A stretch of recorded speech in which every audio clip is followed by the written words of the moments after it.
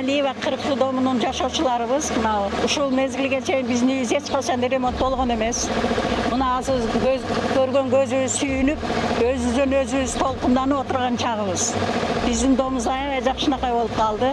Мэрияга рахмат, элүү кылып бүтүрүп берди. Мына үйүбүздүн үстү жабылды, эми краскаланды.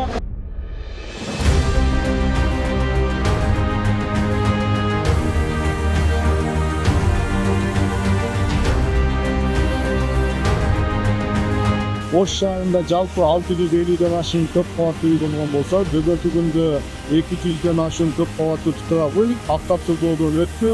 Өзүңүзгө белгилүү болгондой, Ош шаарынын мэри Бакытбек Кеңешбековден Ош шаарынын 50 миңден болгон жолун ишчилери эң көп айтылган маселелердин бири көп кабаттуу үйлөрдүн сыртына авто маселеси көтөрүлгөн. Өңүр тилинде кош талдоо алдында дагы ушул иштер сүрүп жатат.